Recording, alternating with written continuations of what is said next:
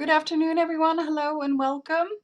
I can see some people still coming into the room, but we thought best to start on this beautiful afternoon. I think perhaps some of the people that registered decided that it might be nice to sit outside. It's such a glorious day, so we understand that. But thank you to those who have come to join us today for this session. My name is Alison. I work for Trinity College London as the Head of Business Development for the UK and Ireland. I'm joined by my colleague Rebecca Sayers, who is the Sector Support Manager for Language for the UK and Ireland. And Rebecca manages all the relationships with our registered exam centres for ESOL, as well as the other English language exams that we do. And I'm delighted also to introduce Liz Joyner. Liz is one of our academic trainers. She carries out training for new centres and also existing centres who maybe have new teachers join them and would like a kind of refresher session. Liz has been working in ELT for a very, very long time, since 1996, and has taught both EFL and ESOL. She's worked in the UK and abroad and has worked with all different levels and ages.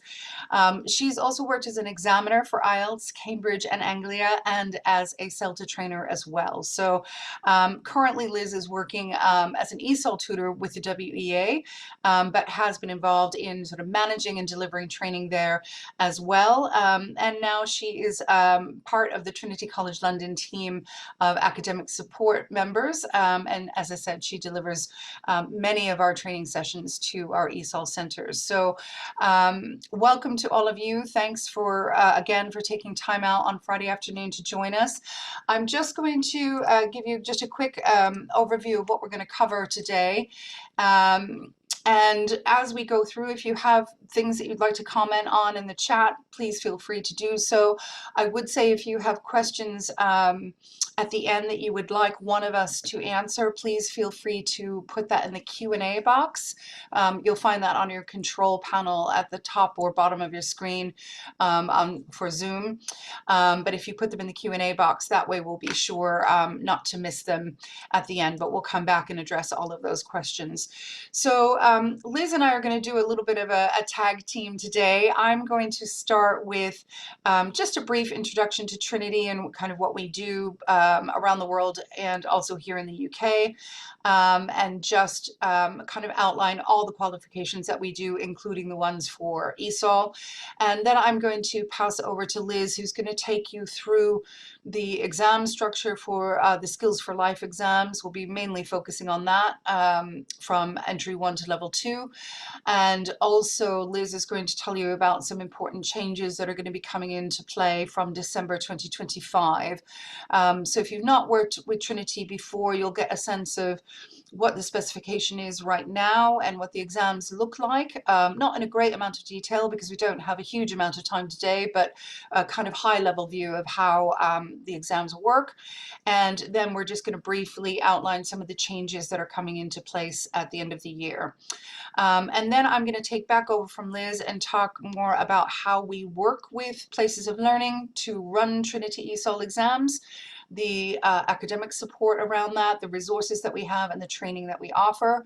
And then also look at some of the operational considerations and the costing around our exams as well. And then, as I say, at the end, we'll kind of come back and answer any questions that anybody might have. So to get started, Trinity College London, we operate worldwide. We are an exam board and a publisher, but we're also an independent educational charity, which many people don't often realize. We've been providing assessment since 1877, over 150 years, and operate in about 60 countries worldwide. We have many qualifications, including qualifications for English language and other subject areas that are recognized by governments and industry bodies and universities around the world. And everything that we do at Trinity is really about making progress and transforming people through the power of communication and performance skills. Which brings me neatly to the next slide, because a lot of people don't realize that not only do we do English language, but we do other subject areas, including music, drama, and arts award here in the UK. And in fact, our kind of heritage, where we started, was in music assessment. So that kind of gives us a very unique profile as an awarding body, I think, in terms of the development of human skills, I guess, or skills, 21st century skills. So working with both the arts and also how people communicate with one another. On the right-hand side of the screen, you can see all the qualifications in yellow are the English language qualifications. So we have obviously ESOL Skills for Life, which we're going to be talking about today, but we also do GESE, which is the graded examinations in spoken English. So that's a 2-skill exam.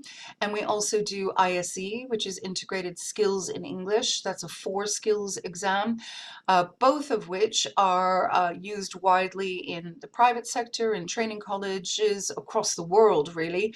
But they are also recognized by the UK government as secure English language tests. So for people that want to settle here in the UK for citizenship, spousal visas, health and care visas, etc., etc.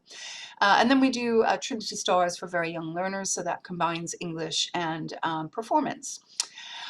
We are also widely recognized for our teaching qualifications as well. Of all of the initial and advanced level qualifications in teaching, probably Trinity and Cambridge are the two that are most widely recognized globally. So we do the Cert TESOL, which is your initial, and we do the diploma, the DIP TESOL, and then we have a few specialist qualifications that sort of fit in the middle, where people might want to develop an area, for example, working with young learners, or working with CLIL or business English and so on. So we give that type of qualification for somebody who really wants to hone in on a specialist area. And then, as I mentioned, we do test for UKVI. We have been providing tests for visa purposes since 2011. Trinity College has been working with UKVI and approved by the Home Office. Now, I'm going to hand over to Liz in a moment, but I just wanted to quickly frame the ESOL awards and qualifications that we do. Today, as I said, we'll be mainly focusing on the main suite, the ESOL Skills for Life qualifications from entry 1 to level 2, and looking in a little bit of detail at the different awards for reading, writing, and speaking and listening. But I did just want to highlight that we also do pre-entry level awards, so that is our ESOL Step 1 and 2. We aren't going to cover those today, but if there is interest in pre-entry qualification, please, you'll be able to reach out to us at the end or after the webinar. But that award is really just focused on speaking and listening. It's a 1-to-1 with the examiner, and it does kind of reflect what we do at the upper levels of ESOL as well, but it is a very short exam. It's sort of 5 or 6 minutes with the examiner, and really designed to just create a bit of a confidence in that first step towards entry 1.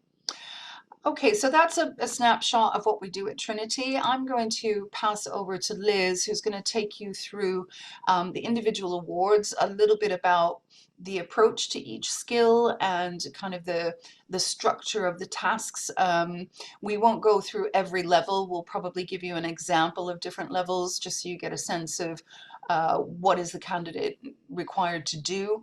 And then Liz will also talk about some of the key changes to the reading and writing awards that will be happening later this year. So I'll pass over to you, Liz, and get started. I'm going to take myself off screen and okay. Next slide. Okay, great. Thank you, Alison. Okay, so as Alison said, I'm going to talk a bit about the different skills. So we'll start with speaking and listening, and then we'll move on to reading and then talk through writing. And it is just quite a brief overview because we don't have time to go into every level in detail, but hopefully you'll get a good idea about the different levels today and the different skills.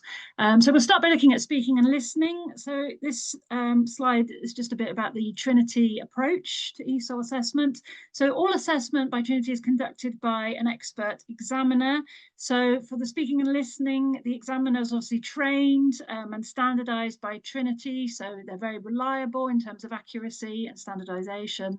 And that the teachers don't have to do any of the assessment themselves. They don't have to do any of the marking. That is all taken away from the teacher's responsibility. So these external examiners will come in to conduct the assessment. Obviously, the language requirements of the speaking and listening test are closely aligned to the adult ESOL core curriculum, which you'll probably be familiar with. And there are details of these in the specifications of each skill. The tasks are designed to reflect real-world communication scenarios. So, you know, there's things that you might expect your learners to be doing in real life. Trinity uses a photo bank, which there's a large choice of these different photos, and learners can choose from this photo bank a picture that they want to talk about to use as a prompt in their speaking assessment. And that really, you know, that gives them a level of control and a level of choice, and they're encouraged to talk about their own personal experience, which is obviously very motivating for them. And that's something that they can prepare in advance of the assessment.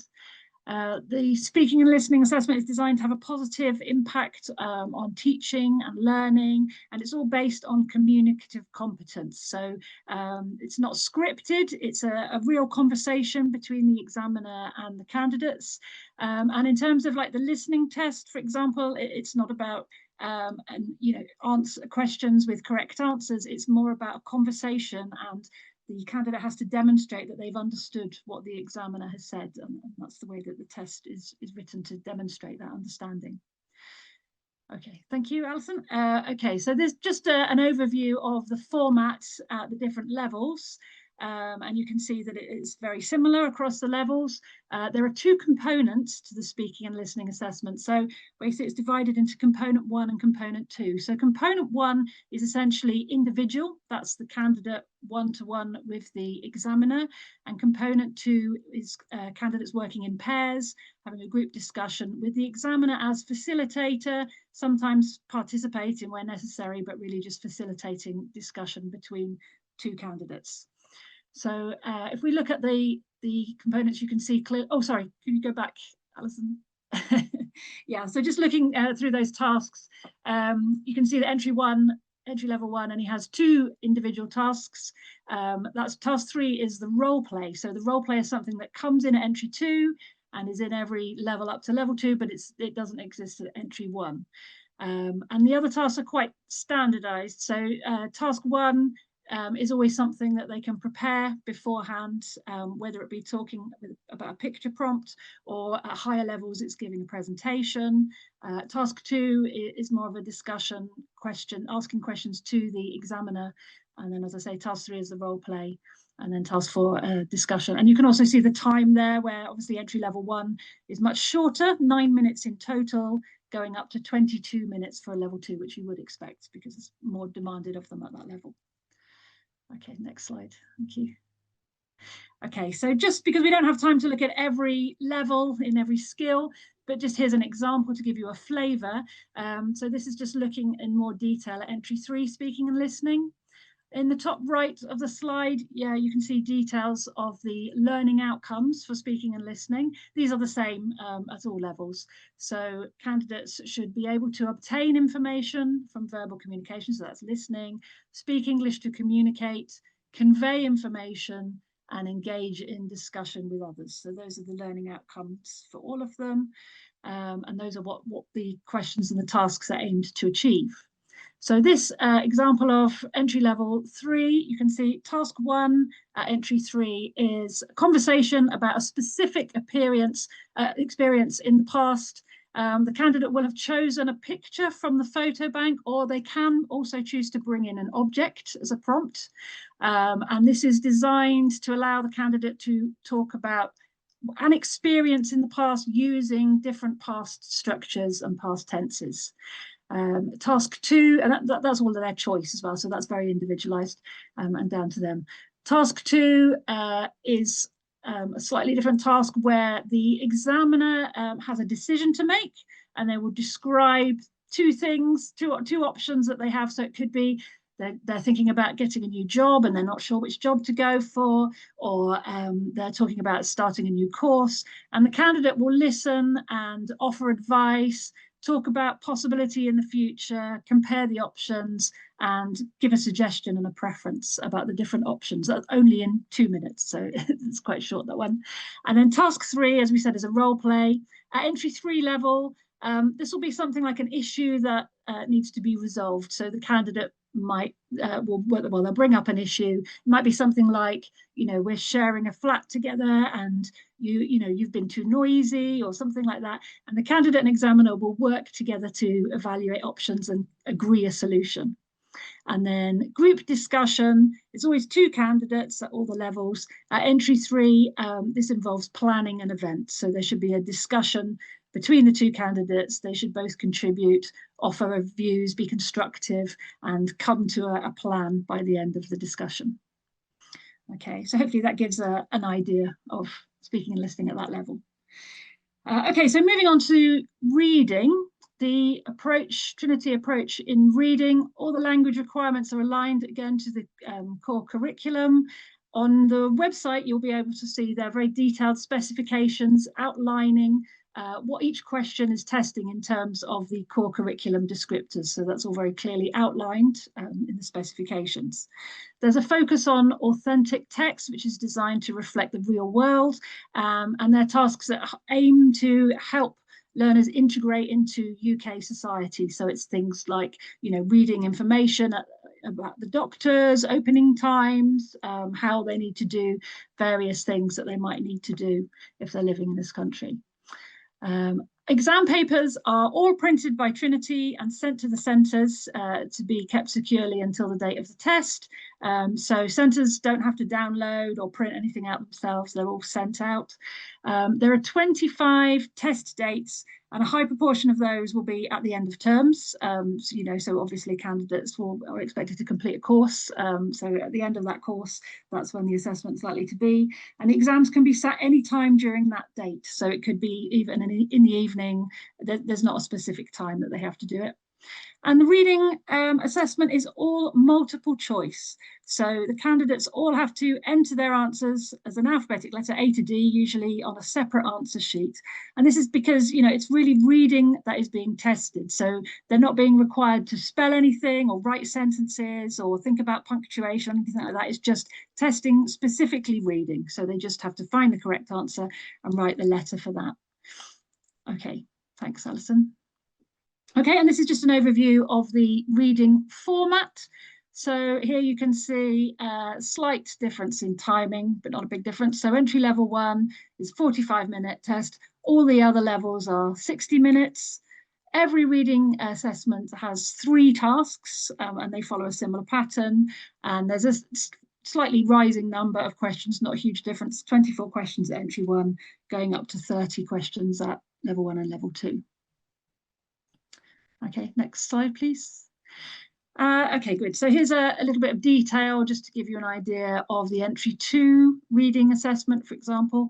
Again, in the top right of the slide, you can see the learning outcomes, which are, again, the same at each level.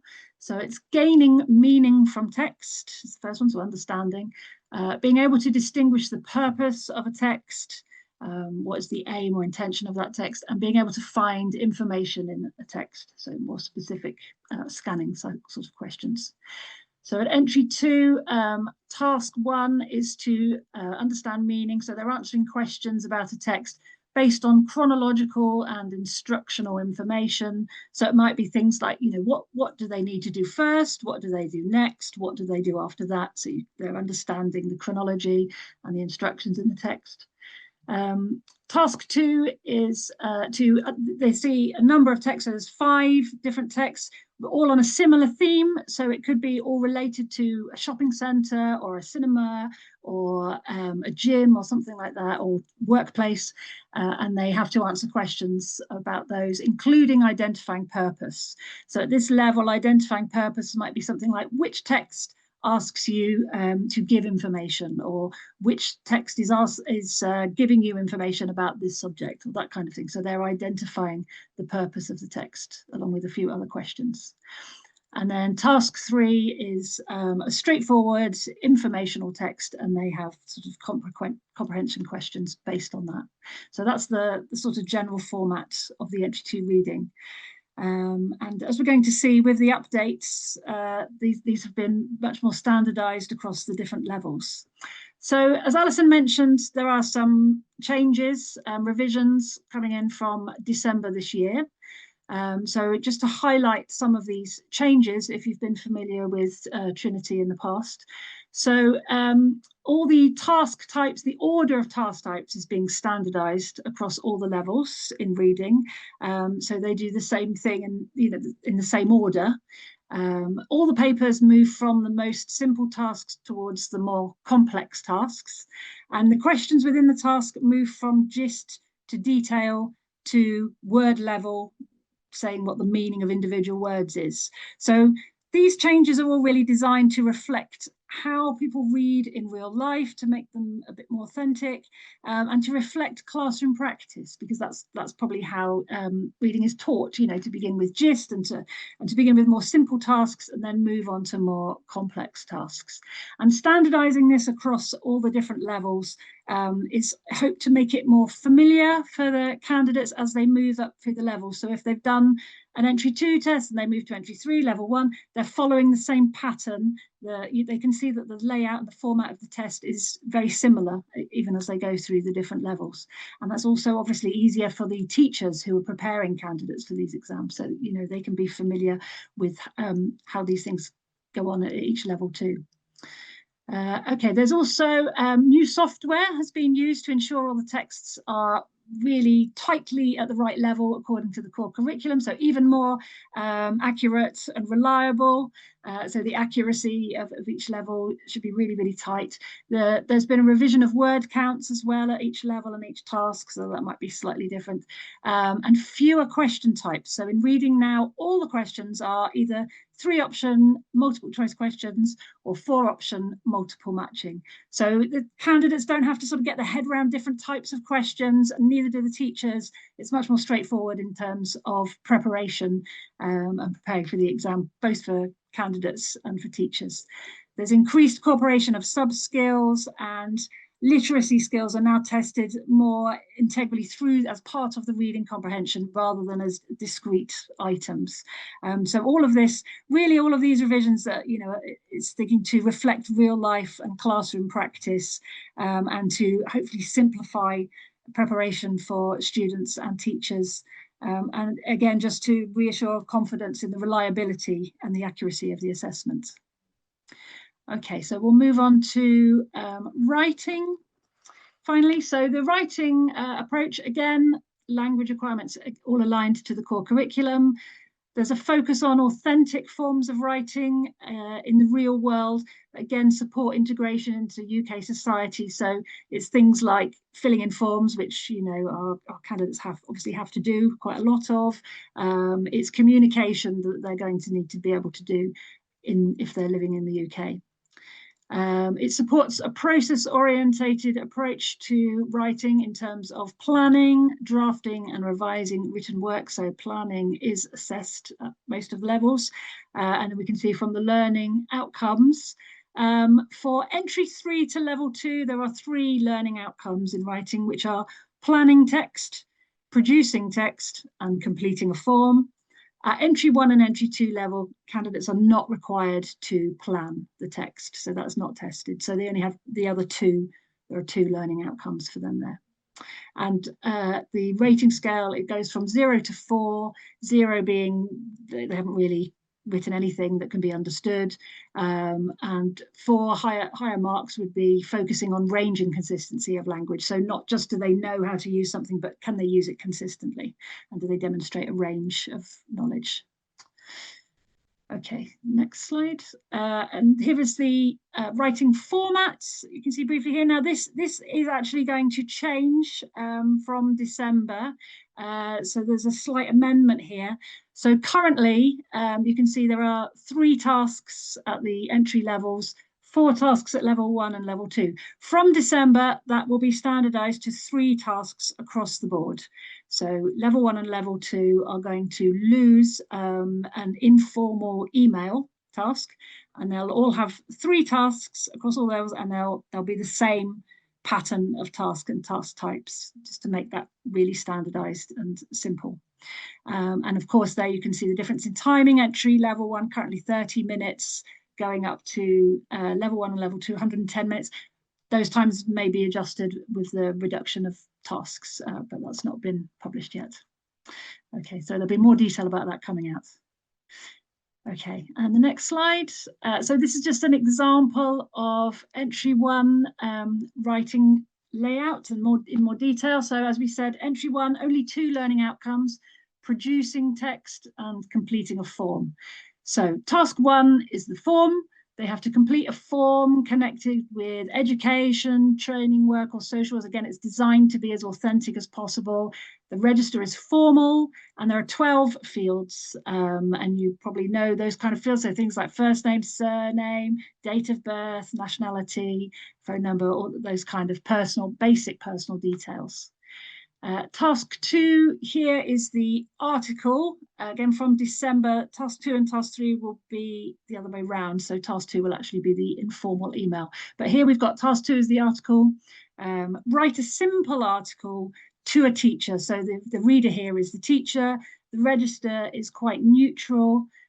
It's informing about something, just 80 words is the limit on that. Task 3, which will later become task 2, is the email, message, or postcard.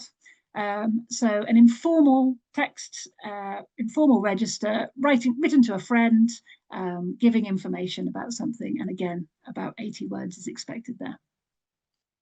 Okay, next slide, please. Okay, and just for comparison, that was entry 1. This is level 1, and so hopefully you can see, obviously the level is much higher, but the format is very similar. So the outcomes covered, you've got the additional planning text added to production of text and form.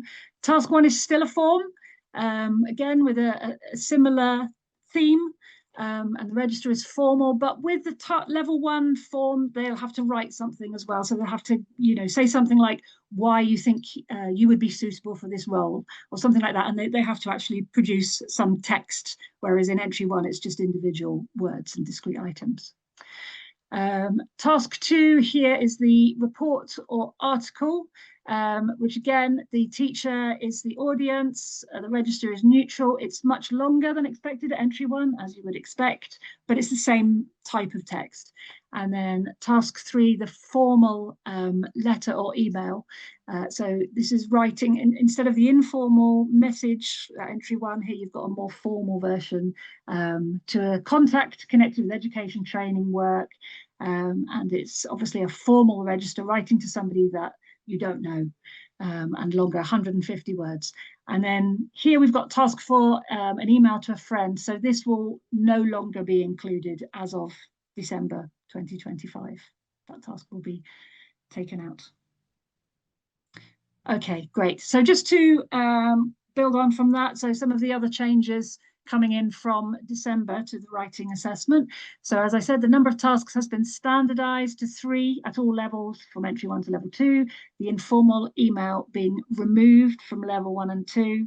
Again, this just makes it clearer and easier for teachers and students to sort of get their head around as they move up through the level. So they're very, very, you can see every level has got a very similar format and pattern to follow.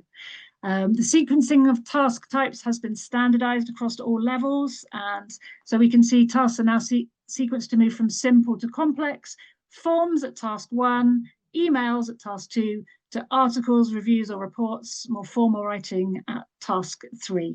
So that's again, you know, the way that classroom practice is likely to go from more simple to more complex, and just standardizing the order of those task types just makes it easier for candidates and for teachers to prepare. From entry 3 to level 2, there's more opportunity for planning, more pages for planning. So just to make sure that candidates are reminded when they need to plan. So the pages have been increased from 1 per paper to 1 per task to encourage them to do more planning, because the planning is assessed. The tasks have been reviewed and revised to reflect progression at each level. So again, the accuracy and reliability is really as high as it can be. Task 1 formats have been standardized across the levels to include the same number of questions. So those are in the forms.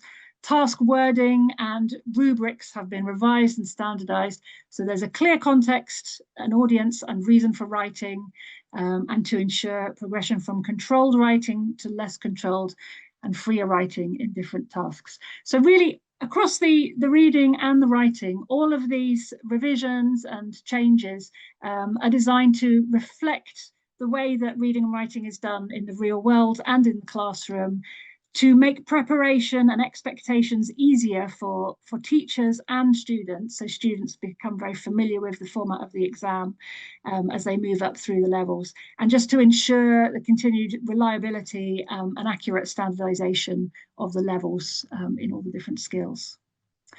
Okay, so I think that's enough from me. So I'll hand back to Alison. Thanks, Alison. Thanks, Liz. Thanks very much. So the next section, we're just going to go through some of the resources and training that we have that support preparation. And then I'll talk a bit about how our centers work with us, and focus in on more of sort of the operational aspects of working with Trinity as a center. One of the things that we always get really positive feedback on is the amount of resources that we have online. In fact, we know many teachers that use even other exam boards dive into Trinity resources, which is all fine because they're all very useful and very practical for any sort of preparation and classroom use. But just to highlight in terms of the things that are really essential, obviously we have guidance for teachers and operational guidance. That is, and the specifications themselves, which is very much about, you know, running the exams and that sort of formal preparation. We also have a huge range of sample papers, some with rationales for writing. We also have sample videos of speaking and listening with rationales. So you'd be able to see, you know, what would the examiner have scored against the assessment criteria for those papers. Increasingly, we are moving sample papers off the main website into a gated area for our centers. That's something that people have asked for, so that students won't have access to those papers if they're used as mocks. So you can look forward to that. And obviously with the changes coming in December 2025, we will have a whole new set of sample papers for use from our centers. We do a lot of training, and we do it both as sort of open sessions for everyone. So when we have academic updates or particular areas where we think people would appreciate some additional training, we will open up training sessions to all of our exam centers, but we also run a whole range of ongoing webinar series, like the Transformative Teachers webinar series, which is great. They're free, great opportunities for professional development, and we always encourage teachers to come along to those. We also run the Future of English Language Teaching Conference this year. That's going to be in October, so do watch out for those things when they come up on social or when we email you. One of the big things that I think Trinity does is, as a service to our centers, is to offer bespoke training. So when we have new centers join us, we will offer training to teachers, so that this is more about best practice, really understanding how the exam works and what the assessment criteria are. So we go through that in a lot of detail with our exam centers, and these are all done on request. So with new centers, we can work with a group of teachers either in person or online to really help people familiarize themselves with Trinity exams and what's going to be expected from the candidates. We also do ongoing training if we have centers that have worked with us for a while and maybe new teachers have joined. We're always happy to organize new sessions. And Rebecca, who you met briefly at the beginning, is really a part of arranging those sessions and staying in touch with our centers in terms of what they need for training and resources and support. We also have the activities for integration. These have been incredibly popular and we've built on these over the last couple of years. So these are a set of lesson plans and handouts and teaching notes that there are about 60 of them. And they cover all skills. So there's speaking, listening, reading, and writing. And we have speaking and listening for pre-entry, and then we have all skills from entry 1 to level 2. These are really focused on kind of integrating into UK society, so they're very highly practical. They aren't I would say they could be used in any ESOL classroom. It doesn't necessarily have to be that you're preparing learners for Trinity exams, but the sort of skills focus and the task focus is drawn out and sort of highlighted in each of the lesson plans just as a reference. So they're great tools if you're preparing for Trinity, and if you're not, they're also super useful too. But you can download these for free. The web address is there. You can go and grab them. You just pick the level that you want to download and you can save them to your computer. I just wanted to talk a little bit about external assessment and clearly, you know, centers have different options. There are different models out there in terms of internal versus external. Now, I guess the first point is pretty obvious that, you know, when you're doing external assessment, there's much less drain on the teachers because all of the assessments with Trinity are conducted by examiners and all papers are marked by Trinity assessors. So that kind of administration drain on a teacher is taken away.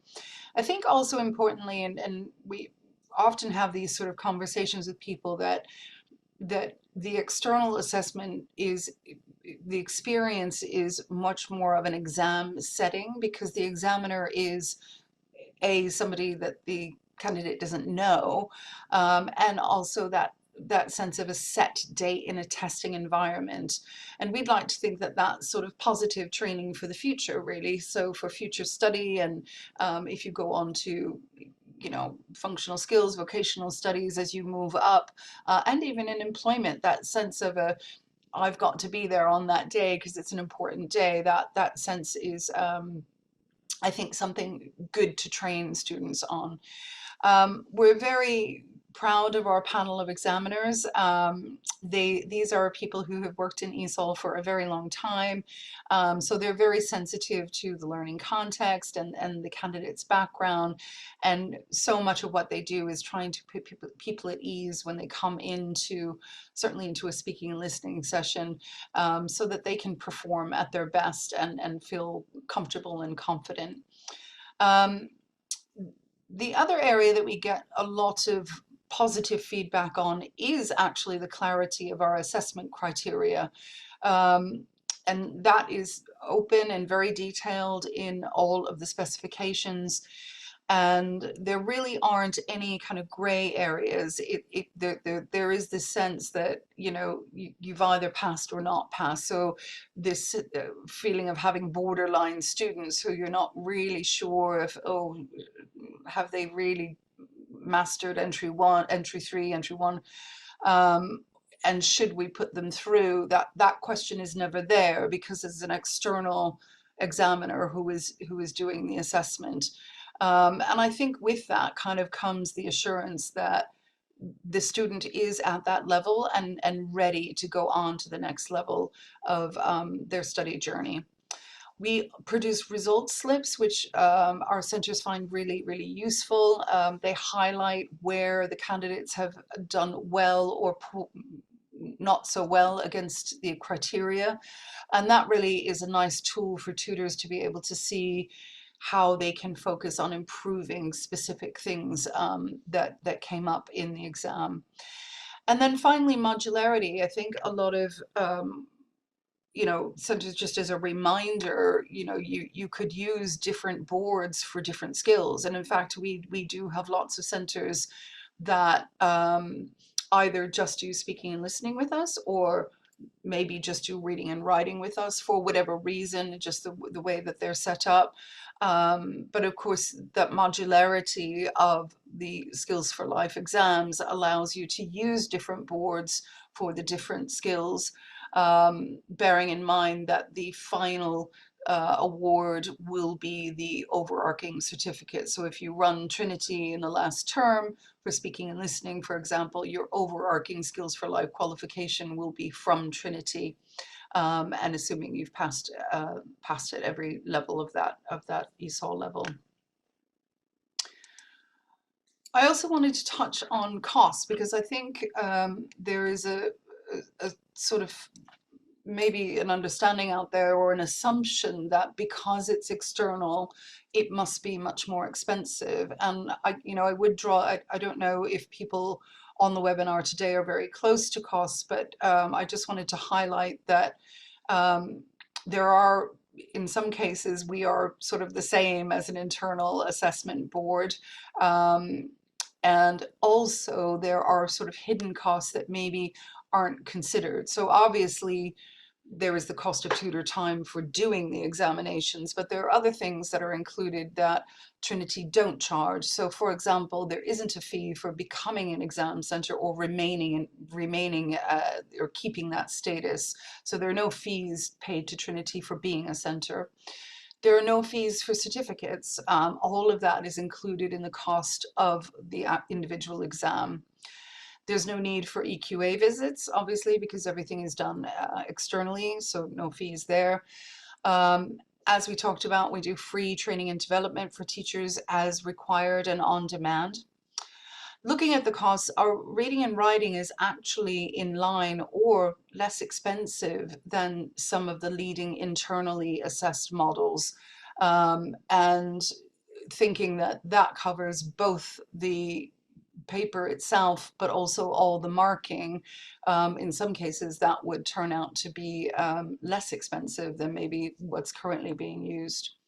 Speaking and listening is generally more expensive, and we are probably aligned with other external awarding bodies in our fees for this, but bearing in mind, obviously, this covers the cost of the examiner, but also the marking. And for some centers, the feeling of having that experience with a person who is not their tutor, having that more formal setting where an examiner comes in, is a real benefit to the learners. In terms of minimum fees, there are minimum fees for a session. So that typically for reading and writing, that equates to about 10 learners, and then you've hit the minimum fee, and then you're really just paying per learner once you hit that minimum fee. For speaking and listening, it's a bit higher. It turns out to be about 15 learners that would hit that minimum fee. And then speaking and listening, obviously we run it both face-to-face, and we run it over video conferencing. So when you do it over video conferencing or as an online exam, there are no minimum fees, and obviously the fee is slightly reduced for that.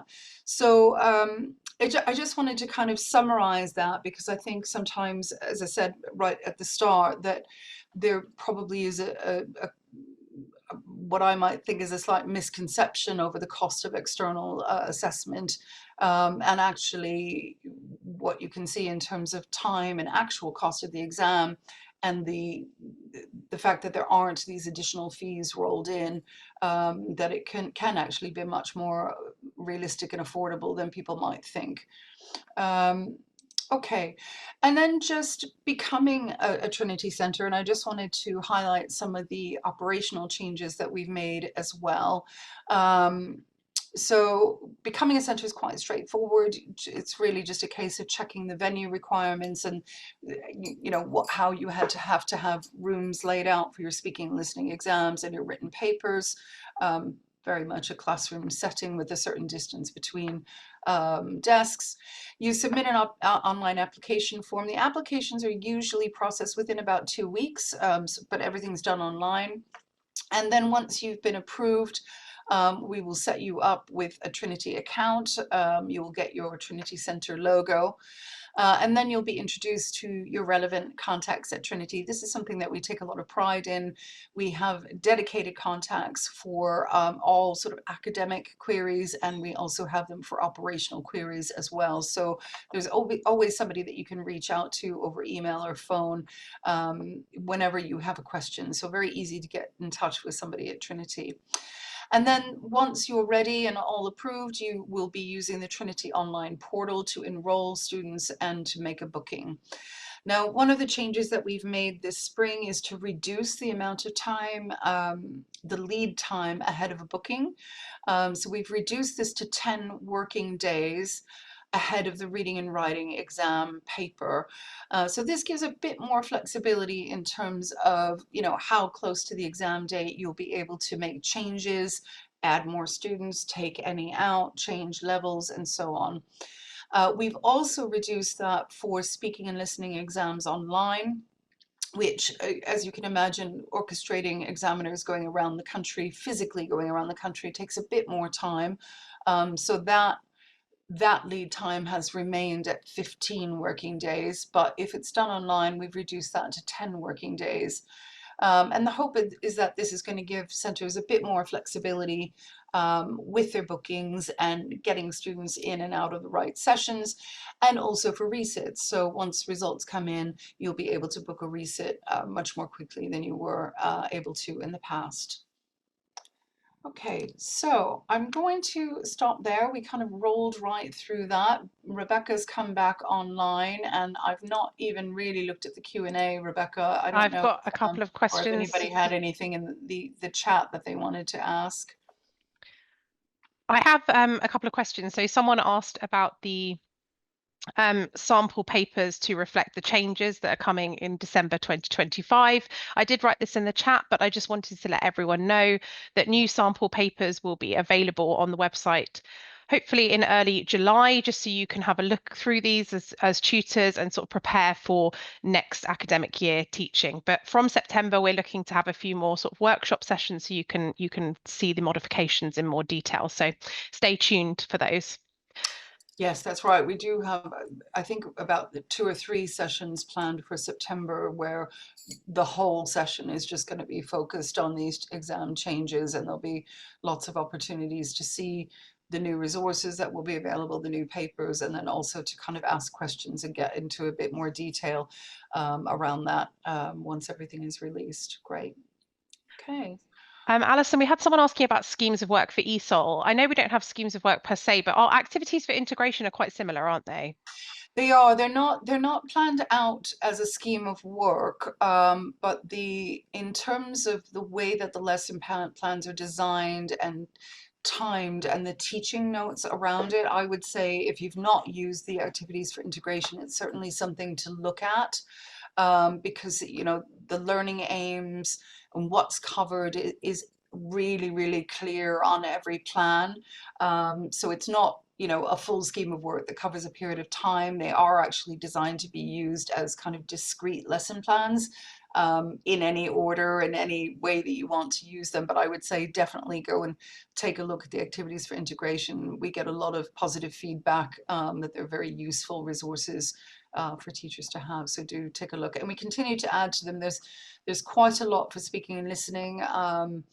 And we've been adding, we did reading the year before last, and sorry, writing the year before last, and then added reading this year. So we will continue to add more as we go forward and building up a much bigger bank of activities for people to use. We will be having to revise some of that in line with the changes of reading and writing, but a lot of them are, as I say, they're not tightly tied to just a Trinity exam. They're reflective of some of the tasks that you would do in a Trinity exam, but they're not designed to exclusively be used with Trinity. So very useful kind of all-purpose ESOL resources. And those are available for pre-entry as well? Yes, so there's for pre-entry, there is just for speaking and listening, because the pre-entry step awards is just a speaking and listening exam. But there are, off the top of my head, I don't know how many lesson plans, but a good number. I want to say there's probably at least 10 there that are pre-entry level to use. Yeah. Great. Liz, we had a question about the photo bank. So someone says that the photos don't always reflect sort of learner experience and what they want to talk about. And I know the photo bank is to be used merely as a prompt or a springboard into a conversation. Is that right? Yeah, that's right. So I mean, they are designed to be. I mean, one of the reasons that it's something that candidates can choose beforehand, and they pick whichever one they want, so they can avoid anything that is perhaps triggering for them, or that they've got an unpleasant experience with, and they can really choose something that does reflect something that they personally want to talk about. And they do cover like a range of different sort of ethnicities and different, like there's celebrations and there's all different types of cultural celebrations.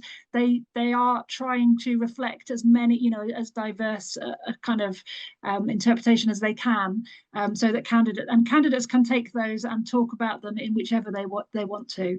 So if there's something, if there's a particular lifestyle that is not being represented in those photos, they will be able to find that there's groups of friends, there's groups in different settings, there are lots of pictures that don't have any people in them, so they can give their own interpretation like that.